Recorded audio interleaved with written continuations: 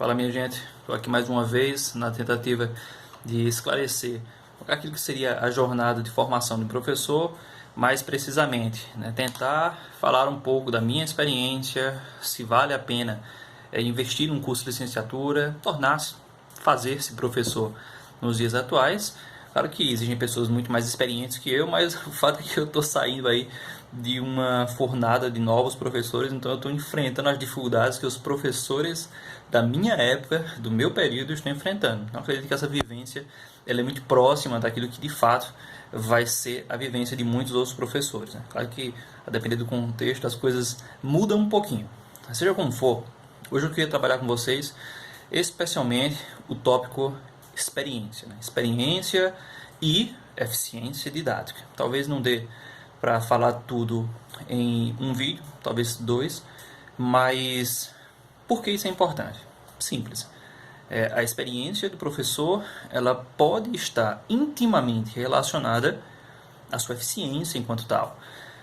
É claro que ser professor é uma coisa que varia de época. O conceito de docência vem se alterando aí nos últimos tempos, sobretudo nas décadas que estamos vivendo. Houve uma alteração muito brusca no entendimento do professor, que antes era alguém que resguardava conhecimento, e nesse período onde que vivemos encharcados, envolvidos por informação, o professor é entendido muito mais como alguém que orienta, conduz. A gente pode tentar perceber aí o papel do professor se a gente colocasse em questão a ideia de um cego e a ideia de alguém que está conduzindo o cego, né? Em um período em que nós não tínhamos acesso a tantas informações, a tantas fontes bibliográficas, o papel do professor era literalmente conduzir aquelas pessoas que estavam na escuridão, ou seja, eram ignorantes em relação ao conhecimento acadêmico, para fora da caverna, por assim dizer. Esse mito é muito representativo nesse sentido. Seja como for, nos tempos atuais estamos aí vivendo um período de grande fluxo informacional. Isso implica dizer que o professor ele deixa de ser o tutor do conhecimento e passa a ser alguém que orienta, que conduz, que serve para fazer triagens naquilo que de fato é o conhecimento, mas não sendo um tutor, porque isso ele não é mais o senhor do conhecimento. Fontes bibliográficas de primeira linha estão na internet, são acessíveis, estão aí ao acesso de qualquer pessoa, mas o professor ele ainda tem sim uma importância nesse sentido, porque ele pode fazer uma triagem. Ele é um profissional que foi gabaritado na função de reconhecer aquilo que de fato tem valor nessa infinidade de fontes e informações. Então não estou dizendo aqui que o professor não é importante como alguém que guarda o conhecimento, mas o seu papel mudou nesse sentido.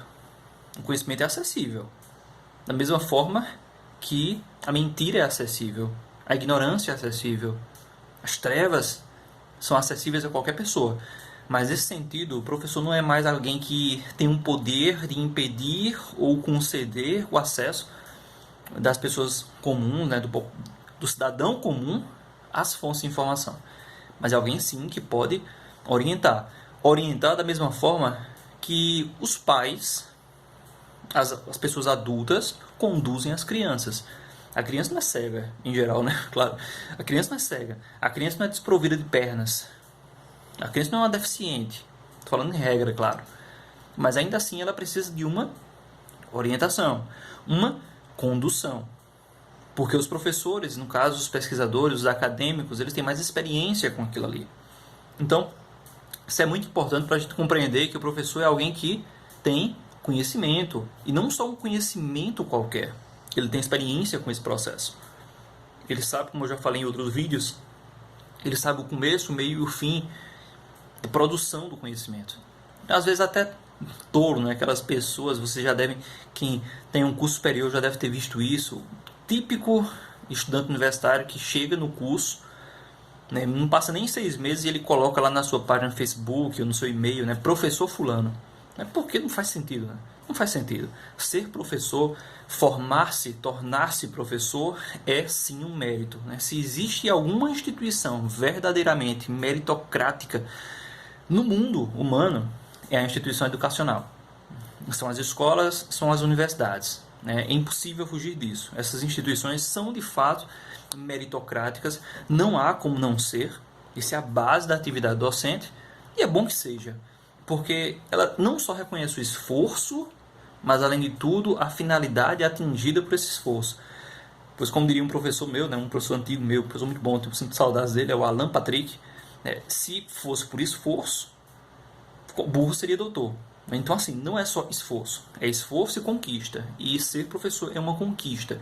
É o reconhecimento de um trabalho que não para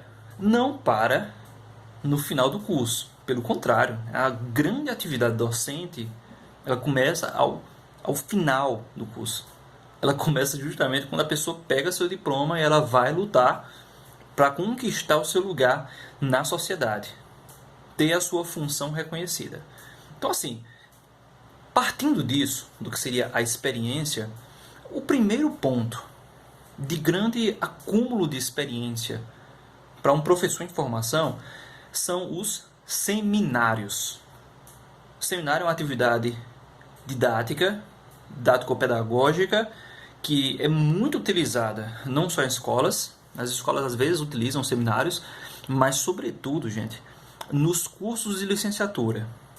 Até porque no seminário o aluno ele tem essa possibilidade de vivenciar um pouquinho uma micro experiência docente. O seminário é onde o aluno vai dizer, poxa, foi isso? Foi para isso que eu vim aqui. É isso que eu queria. Se o aluno ele não se sente bem em um seminário que geralmente ronda a sua área, mesmo que não ronde, ainda assim tem que ter algum tipo de afinidade ali, ele tem que repensar. Porque, por exemplo, eu era muito tímido no início da minha carreira. Eu ainda sou tímido. A gente desenvolve, na verdade, um conjunto de técnicas para burlar a nossa timidez. Então, continuo sendo tímido, mas diante de uma sala de aula, às vezes diante de uma câmera, a gente tem o quê? Burla essa timidez. Burla através de certas estratégias técnicas didáticas. E para que isso? Para que o processo ele seja viável. Mas eu nunca me senti mal diante de outras pessoas. A timidez, na verdade, é uma coisa distinta, é uma característica psicológica. Não é que eu me sinta mal. É que às vezes a timidez nos faz se sentir, né? O tímido, ele se sente um pouco inibido diante dos outros. E eu tive que encontrar formas de burlar essa timidez. Da mesma forma que às vezes eu me sinto tímido frente a uma câmera.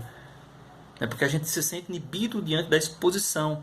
Todo mundo que se expõe consequentemente a elogios e a críticas. Então isso é difícil, não é fácil. E a docência é essencialmente exposição. É uma autoexposição a elogios, mas também e sobretudo a críticas.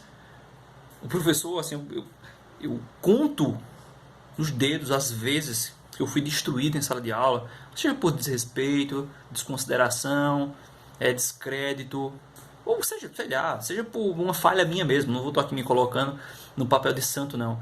Mas seja por uma falha minha e de repente alguém, né, fazer alguma coisa que deixar você mal, te destruía. E a docência ela tem que dar conta disso. O aluno ele tem que estar atento a esse processo de destruição e reconstrução da própria identidade. Porque ser professor é literalmente mergulhar numa atividade indissociável da sua vida. É muito interessante isso, gente.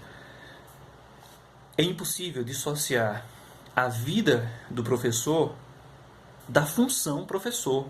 O professor, tal qual o padre, são as únicas profissões que envolvem a sua vida como um todo. Então você não deixa de ser professor nunca. Você vai ser professor até o final da vida. E a atividade docente como um todo, ela é muito tensa, porque nós vamos nos expondo constantemente a críticas alheias. E quando a gente não se acostuma a isso, ou se a gente não encontra uma forma de lidar com isso, seja por meio da competência, seja por meio de certas estratégias, inclusive ascéticas, né, para lidar com essas dificuldades, a coisa é dura, é muito pesado. tem um filme nesse sentido que vale a pena para qualquer pessoa que queira mergulhar nesse universo, que é O Substituto. É um filme obrigatório àqueles que têm o intuito de serem professores um dia. Obrigatório, O Substituto. Não me lembro aqui a data de publicação desse filme. Publicação é peso, né? A data que o filme foi lançado. Mas vale muito a pena, é muito legal. É um filme muito realista e pessimista, claro, em relação à docência, mas eu prefiro um pessimismo, um pé no chão, o que eu chamo de pessimismo pragmático, do que um otimismo que não lidar com a realidade. Para mim, esse pessimismo pragmático é uma maneira de você esperar o pior para se preparar para o pior e conseguir lidar com a situação. Então, esse filme, O Substituto, ele é muito realista. E é isso. Tem uma hora do filme, no caso, o protagonista, o substituto em questão, ele é ameaçado na sala de aula, coisa comum, beleza? Comum na atividade docente. E ele, muito frio, experiente, ele olha para o rosto do aluno que está encarando, se levantou ali, se dispôs para bater nele. E olha para o rosto do aluno tinha pegado a bolsa dele, lançado contra a parede. E o cara vai e diz assim: olha, essa bolsa está vazia, como eu também estou vazio, não tem nada que você possa quebrar dentro de mim, porque tudo já foi quebrado. Essa passagem, ela é muito representativa para a gente compreender o papel do professor e os riscos que estamos expostos. Porque a todo momento a gente está levando tanta pancada que uma hora a gente nem liga mais. Nem liga mais de se expor, de ser criticado. O importante é que a gente atinja assim, nosso objetivo da melhor maneira possível. Sendo assim, experiência é fundamental. E a atividade de seminário, ela é um ponto de partida para a gente compreender como acumular experiência. Desde o princípio. É uma experiência autorreflexiva, porque no seminário a gente tem ali a oportunidade de pensar o que é que nós vamos fazer no nosso dia a dia, na nossa vida. Assim, poxa, será que eu quero isso? Será que eu quero dedicar várias horas do dia à pesquisa? Que é pesquisa, gente. A pesquisa, para que depois eu vá ensinar. Porque é isso, o seminário ele revela com muita precisão qual é a atividade docente. O que é a atividade docente? Pesquisa, ensino. Estudo, muito estudo, para às vezes você apresentar os frutos desse estudo meia hora, 1 hora, 2 horas no máximo, e acabou. E aí? Será que você quer isso? Porque é isso o universo. Encharcado de livros, encharcado de pesquisa, às vezes atordoante, estressante, mas sim, eu não minto para vocês. Muito gratificante em vários sentidos.